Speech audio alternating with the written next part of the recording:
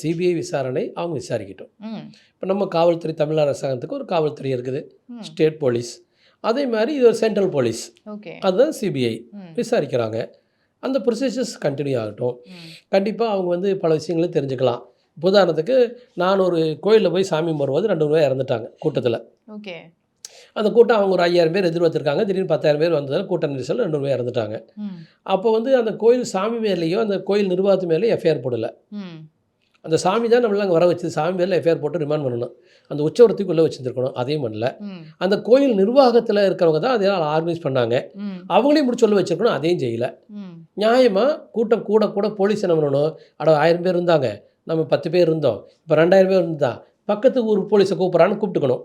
இது கூப்பிடாம விட்டது போலீஸுடைய மிஸ்டேக்.